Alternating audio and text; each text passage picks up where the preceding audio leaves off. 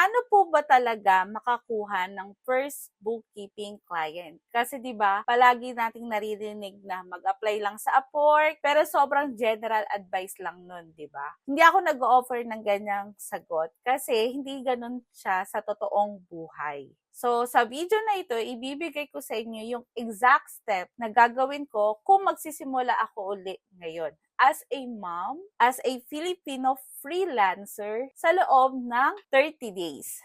So, hi guys! I'm Karen, a wife, a mom of three, a full-time freelancer at bookkeeper. CEO po ng aming bookkeeping agency na COSG Accounting and Business Solution. Pero bago lahat yon, ako po ay isang accounting staff sa isang manufacturing company, naging finance associate sa isang mall na may almost 13 years na accounting experience sa office, corporate at fixed salary at fix yung oras. So, alam niyo kung paano ako nagsimula mag-freelancer. So, gamit yung performance bonus na na-receive ko sa pinagtatrabahuhan kong mall dati, bumili ako ng laptop. So, yun yung ginamit ko nung nag-start ako ng freelancing. Kaso, nung nakakuha ko ng client, nag-blue screen naman yung laptop na gamit ko. So, yun ang simula ko. Walang connection, walang perfect English, hindi ako CPA, accounting graduate ako. Close na kami ng $10,000 na catch-up project para sa isang Canadian company. Nakapag-generate ng humigit kumulang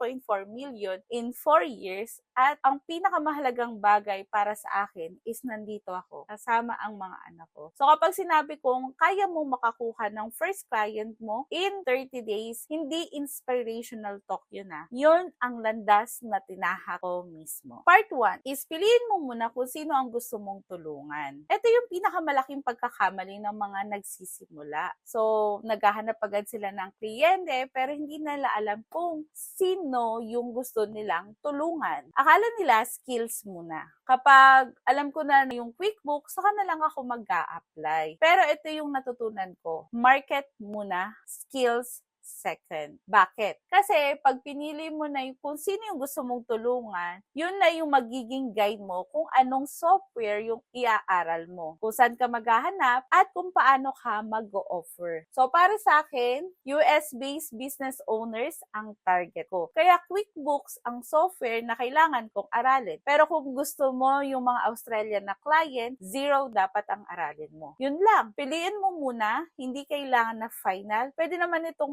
magbago, pero kailangan may mapagsimulan ka na. Kasi sabi ko nga palagi, ang confidence ay hindi nanggagaling sa preparation, nanggagaling siya sa execution. So, part 2, ang ABC framework. So, okay, ngayon, bago ka mag-offer ng bookkeeping, meron akong tinatawag na ABC framework. So, A is the access to the accounting software, QuickBooks, online kung US ang target mo, 0 kung Australian. At huwag ka nang mag-alala sa cost muna kasi meron tayong mga test drive, ang QuickBooks online na libre. So, pupunta ka lang sa kanilang website, i-click mo yung sample company at makikita mo na mismo kung paano gumalaw yung bookkeeping sa loob ng system. Doon ka mag-practice. B is for the bank statement. Ito yung source ng lahat ng transaction na nire-record mo. Kailangan mong malaman kung paano mo basahin ito at kung paano mo i-reconcile sa books. C is credit card statement. Kasama nito yung sa reconciliation na kailangan mong i-match ito sa record ng client mo para ma-compute ang expenses ng company. A, B, C. Yun lang yung kailangan mo sa simula. Wala nang iba. Tapos yung lagi yung tanong, kailangan po ba sa QBO certificate bago mag-apply?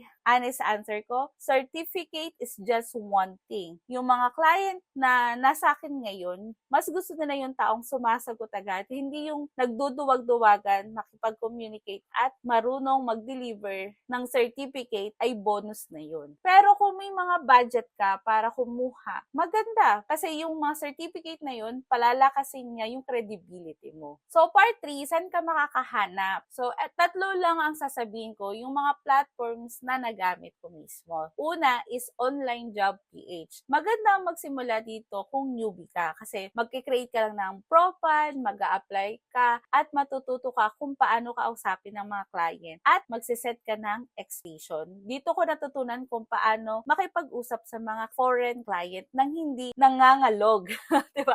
Yung nakuha kong client dito, kami pa rin after 4 years. Second is Upwork. Dito ko nakuha yung isa sa mga una kong naging client. May mga need lang na gawin, pero don't worry, pag-uusapan natin yan later on this video. Pangatlo is LinkedIn. Dito, hindi ako nagsisend ng mga proposal kasi bakit kailangan ko pa? May mga lead na pumapasok na sila yung nagre-reach out sa akin. Yun yung tinatawag nating inbound. Nangyayari yun pag consistent ka sa pag-show up sa platform. Part 4, ang paraan para makakuha ng client. Okay, ngayon, pag-usapan natin yung actual na paraan para makakuha ka ng client. Tatlong bagay lang. Show up, warm up, and speak up. Ganito ko siya natutukan at dito nanggagaling yung karamihan ng mga clients ko. Una is show up. Lagi kong sinasabi, if you really have to show up every day. Hindi ibig sabihin nun araw-araw ka magpo-post ng bookkeeping tips ha. Ibig sabihin nun nakikita ka, nandoon ka sa platform na tinatambayan ng mga market mo. So nandyan yung Facebook groups, yung sa LinkedIn. So pag nakita mo yung isang business owner na gusto mong tulungan, i-add mo siya. Yun lang muna. Walang pitch, walang kang i-offer na bookkeeping service, ipakita mo munang nandoon ka. Kasi kung hindi ka nila nakikita, hindi ka nila maiisip. At hindi ka nila maiisip kung hindi ka nila nakikita. So pangalawa is you have to warm up. Pag nagka-connect na kayo, i-warm up mo yung relationship ninyo. So pag mag-like ka ng mga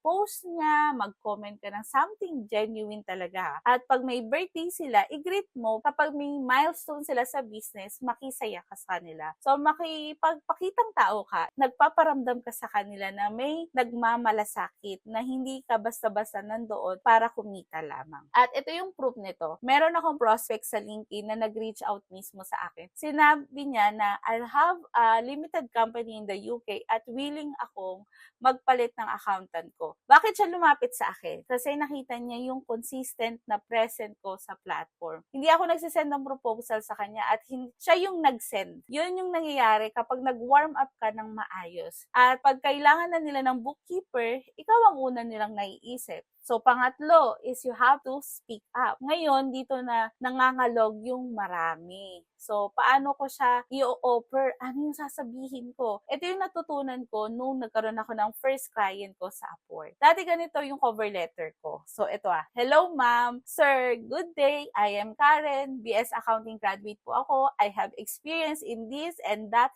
Blah, blah, blah. Puro ako. Puro credential ko. Zero yung tanong. So, binago ko yun. Kinuha ko yung exact na pangangailangan ng prospect ko mula sa job post nila at gumawa ko ng mga tanong sa loob ng cover letter. Anong klase po yung business niyo? Ilan yung bank accounts? May credit card po ba kayo? Para ma-assess ko rin kung kaya ko. Hindi ako nagsasabi na expert ako. Hindi ko rin sinasabi na first time ko tong gagawin. So, nagtatanong lang ako ng tamang tanong at ito ang reply nila. Hi Karen, nice to hear from you. I am impressed by the question you asked. Tanong, hindi resume. Yun yung nagtanggal ng lahat ng takot ko. Kasi yun naman talaga yung lagi kong sinasabi. Yung karamihan ng mga kliyente na lumalabas sa market, hindi naman kayo yung kakompetensya ng mas magaling na bookkeeper. Minsan, ang kakompetensya ninyo yung katahimikan ng ibang tao. Yung accountant ng UK client, so may accountant na siya, pero hindi siya sumasagot. Yun yung dahilan kung bakit siya nagpalit ng accountant. So, you have to show up, warm up, and speak up. Hindi pitch, kundi relationship building. Yun yung pinagkaiba nila.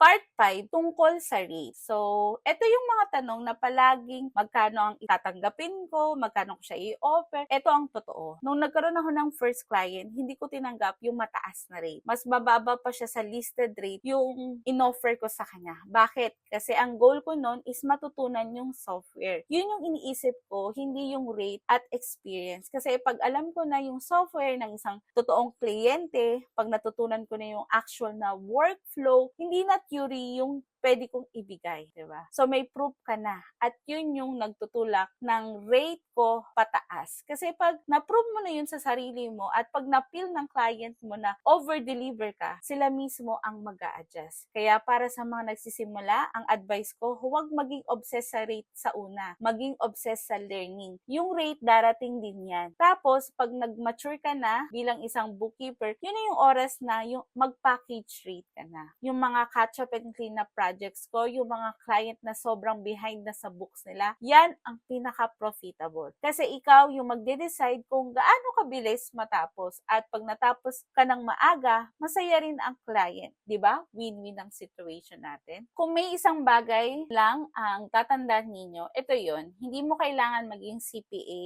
Hindi mo kailangan ng certification sa lahat. Hindi kailangan na perfect yung English mo. So, nagsimula ako nang walang internet, walang working na laptop, nangutang lang ako para sa mga gamit ko. Pero, mas malaki yung why ko kaysa sa lahat ng mga yon. At alam ko na mas marami sa inyong nanonood ngayon, mga moms kayo, pero gusto ninyong kumita, pero ayaw ninyong lumayo sa mga bata. Ayaw ninyong maging OFW. Gusto ninyong nandyan kayo habang lumalaki sila. Yun din yung reason ko. At salamat sa Lord, nagawa namin yun. Nandito ako, nag-aasikaso pa rin ng buhay ng mga anak ko habang may lumalaki na agency. So, kaya mo yan. Totoo yun. At kung nakatulong sa iyo itong video na to, please press the like and subscribe button. And bye-bye and see you on the next video.